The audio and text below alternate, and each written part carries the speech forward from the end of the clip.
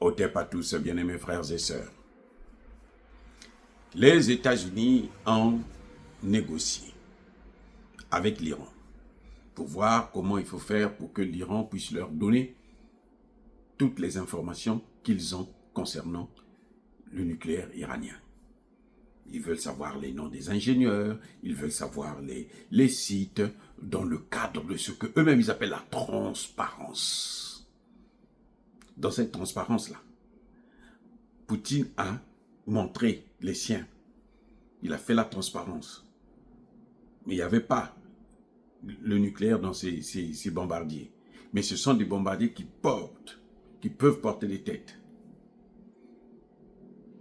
Par souci de transparence, comme le traité de non-prolifération des armes nucléaires le prévoit, Poutine leur a dit, voilà, ça est là.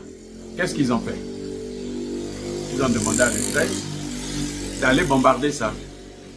Les amis, s'il y avait le nucléaire là, qui allait mourir, est-ce que c'est des Ukrainiens? Non. Est-ce que c'est des Américains? Non. Est-ce que c'est des Européens? Non. Ça allait se passer sur le sol russe. Ça allait avoir des dégâts. C'est comme Tchernobyl. Vous comprenez? C'est pour ça que Poutine a dit que l'Ukraine ne pouvait pas faire ça sans l'aide des puissances étrangères.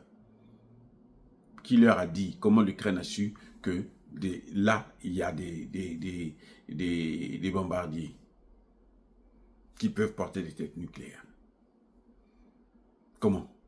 Puisque l'information est cachée. Ce n'est que les États-Unis, la France, la Grande-Bretagne qui peuvent avoir ça. Donc ce n'est que eux qui ont donné l'information. Ils ont aidé l'Ukraine dans ce domaine.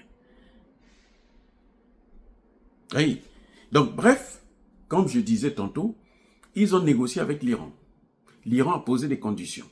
L'Iran dit, si vous voulez que moi j'abandonne, mais dites à Israël aussi d'abandonner. Parce que moi, pour lui, c'est une menace pour moi. Lui, chaque fois, il vient, il détruit chez moi, il bombarde, il fait comme, regardez ce qu'il est en train de faire à Gaza, regardez ce qu'il est en train de faire au Liban. Moi, vous voulez que je laisse, lui aussi doit laisser. Les États-Unis sont coincés. L'Iran a vu ce qu'ils ont fait avec la Russie. Souci de transparence. Je vous donne les informations. Les informations tombent dans les mains d'un État terreau qu'on appelle Ukraine. Que fait l'Ukraine?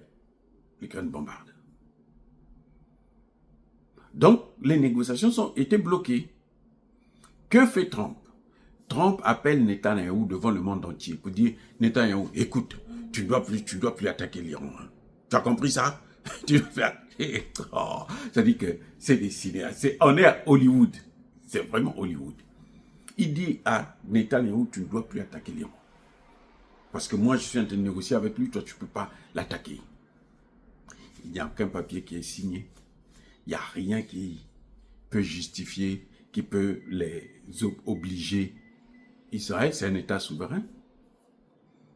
Est-ce qu'Israël a besoin des États-Unis? On sait qu'Israël, pour le faire, doit avoir les États-Unis avec eux. Ils le font toujours ensemble. Mais, dans des cas où ils veulent le faire, les Américains vont tourner le dos, faire comme si nous, on n'a rien vu. Mais ils vont l'aider à le faire. C'est pour affaiblir l'Iran. Parce que ces gens-là, ils ne connaissent pas la négociation. Ils ne connaissent pas la recherche de la paix. Ce qu'ils veulent, c'est affaiblir l'autre, le détruire, le dominer. Point.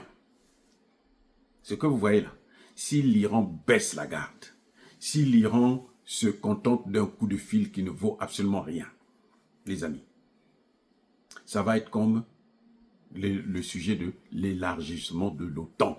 Ce qui nous a amené dans cette guerre. La guerre que vous voyez en Ukraine, c'est à cause de l'élargissement de l'OTAN. Il n'y a pas autre chose. S'il n'y avait pas le problème d'élargissement de l'OTAN, il n'y aurait pas la guerre en Ukraine. Et ce problème s'est posé comment? Les Américains, George Bush avait bien dit à Gorbatchev que nous n'allons pas élargir l'OTAN dans les pays de l'ex-URSS. Gorbatchev, ok. Mais en principe, quand l'OTAN a été créée pour faire opposition au pacte de Varsovie. Donc, quand l'URSS se disloque, le pacte de Varsovie est mort, eh bien, en principe, l'OTAN aussi devait disparaître. Ils l'ont gardé pourquoi? Pour dominer.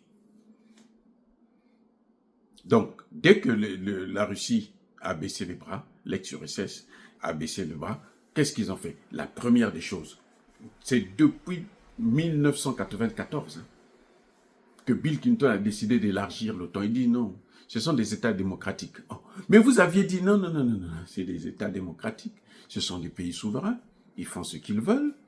Monsieur, la Russie, tais-toi. Et à l'époque, la Russie était très faible, économiquement et militairement. Du coup, Poutine s'est dit, ah bon, ok. 3 ans plus tard, Poutine est venu à Munich. Oh, c'était une conférence sur la paix et la sécurité en Europe ou dans le monde. Et il a dit aux Français, aux Américains, aux Anglais et autres, si vous continuez à élargir l'OTAN,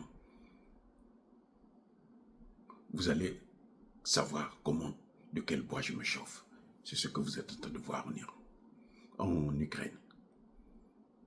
Donc, ces gens, ce sont des menteurs. Ils mentent toujours. Et ce n'est pas aujourd'hui qu'ils vont dire la vérité à l'Iran. Jusqu'à preuve de contraire.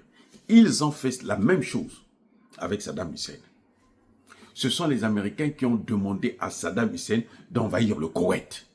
Ils disent, le Koweït, là, c'est ta partie, c'est pour toi. Envahis le Koweït. Vous comprenez? Les Américains ont demandé expressement à Saddam Hussein, va envahir le Koweït. Quand il est parti pour envahir le Koweït, ils disent, tu as envahi un État souverain. Ils ont commencé à le bombarder. Alors que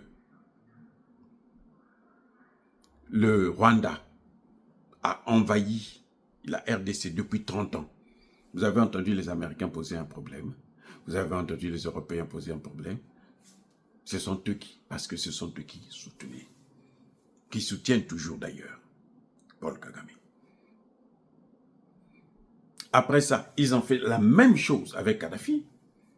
Les mêmes Américains se disent à Kadhafi, oh, toi tu es bien, toi tu es un homme gentil, toi tu es un homme beau, toi tu es un homme mignon, oh tu es merveilleux, oh là là. Kadhafi, on l'a fait venir jusqu'à Paris. Kadhafi a dormi, c'est-à-dire qu'il a mis sa tente sous la tour Eiffel. Il a dormi là, peinard. Il était là content. Oh là là, c'est la belle vie. Quand il est reparti, Sarkozy, les États-Unis, Obama, et prêt jusqu'à le tuer. Les amis, ce que vous voyez avec l'Iran, là, c'est la comédie. C'est comme d'habitude. Les mêmes causes, là, ça produit les mêmes effets. Cet appel téléphonique, là, c'est le cinéma pur et simple. Si l'Iran tombe dans le piège, tant pis pour eux. Soyez bénis.